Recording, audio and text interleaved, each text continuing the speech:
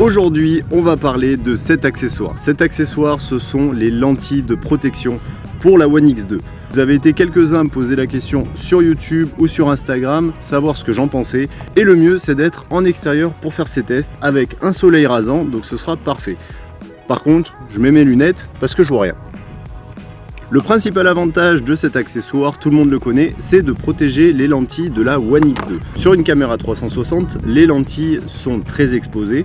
Donc pour les sports extrêmes, pour les crashs ou encore les impacts, ça vaut le coup d'avoir des protections de lentilles. Mais bien sûr, il peut y avoir des contraintes et c'est ce qu'on va voir dans ce test. La première contrainte, c'est de savoir si on va avoir des réflexions sur les lentilles de protection par rapport au soleil. Et la deuxième contrainte, c'est le stitching. Pour ceux qui ne savent pas ce que c'est, le stitching, c'est tout simplement la jonction des deux lentilles. Si vous rajoutez quelque chose, est-ce qu'on va le voir dans le champ? Il y a aussi deux points négatifs, mais je peux y répondre de suite. Ça concerne les micro-rayures et les sports aquatiques. Concernant les micro-rayures, c'est du plastique. Même s'il est traité, quand vous allez l'essuyer, vous allez avoir plus de chances de le rayer que des lentilles en verre. Et le deuxième point négatif, si vous faites du surf, du wakeboard ou des sports aquatiques, pensez à utiliser du Rain-X. J'en avais parlé dans ma vidéo juste ici concernant le dôme pour les caméras embarquées.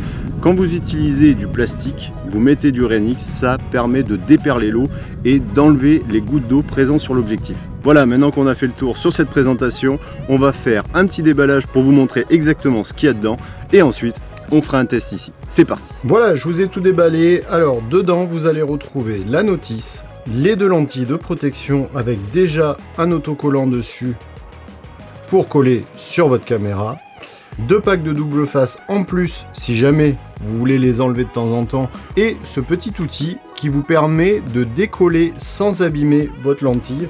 Une fois que c'est posé, il vous suffira juste de venir glisser l'outil comme ça et ça vous évite en fait de rayer l'objectif.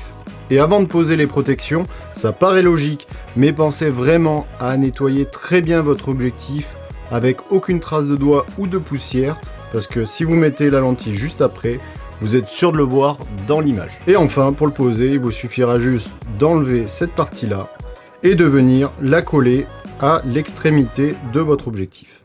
On se retrouve maintenant sur le logiciel Insta360 Studio pour vous montrer les différences entre l'image de gauche qui est sans les lentilles de protection et l'image de droite qui est avec. Là, je suis recadré sur une seule lentille sur les deux images. La vidéo a été faite en 100% automatique, le shot de gauche a été fait un petit peu plus tôt que celui de droit, d'où la petite différence d'exposition, mais sinon, on est sur la même qualité. Si votre lentille est propre, voilà ce que ça donne sans les lentilles.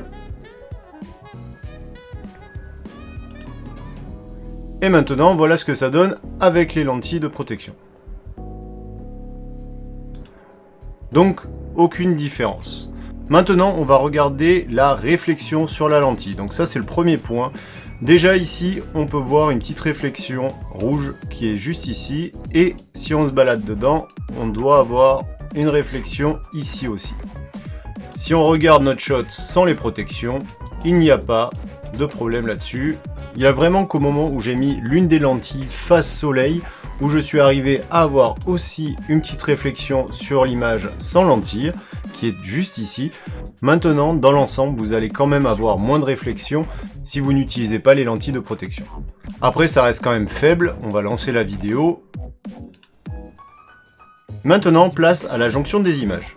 Donc ces deux vidéos ont été ouvertes sur logiciel sans aucune calibration ou réglage dessus. Ici, on a quasiment notre visage qui est complet. Si on lance la calibration,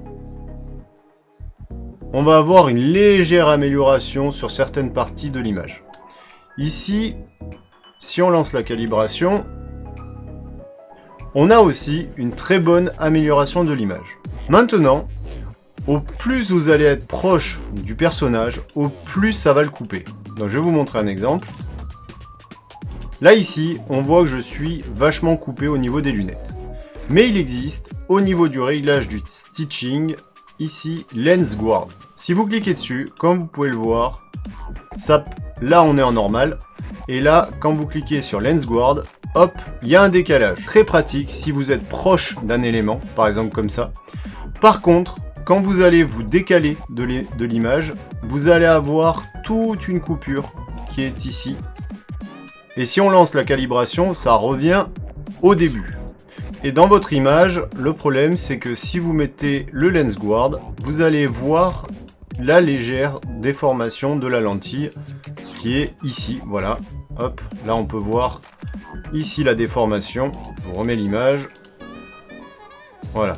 Donc là on a cette déformation. Si on remet en normal et qu'on recalibre, on n'a plus ce problème là, ou en tout cas très peu. Donc voilà pour ma conclusion. Si vous faites des sports extrêmes et que vous êtes plutôt sur l'utilisation d'une seule des deux lentilles au niveau du recadrage, ça vaut le coup. Si vous faites par exemple du motocross et que vous avez des projections importantes de pierre, je vous conseille vraiment de l'utiliser. Maintenant, si vous faites des vlogs, des choses comme ça, vous n'allez pas prendre de risque au niveau de vos lentilles, donc ça ne sert pas à grand chose que de protéger, hormis de faire attention quand vous le rangez avec sa protection d'origine ou sa protection en caoutchouc. Pour info, cette protection va aussi dessus, vous pouvez quand même la mettre dessus, elle est un peu ferme, mais ça fonctionne. Voilà, j'espère que cette vidéo vous a aiguillé sur l'achat de ces protections de lentilles. Comme ça, vous savez tout sur ses avantages et ses inconvénients. Et si vous l'utilisez déjà, n'hésitez pas à me dire en commentaire ce que vous en pensez. Et on se dit à dans une prochaine vidéo. Ciao, ciao. Ah oui, et si t'as aimé cette vidéo, n'hésite pas à t'abonner. Ciao.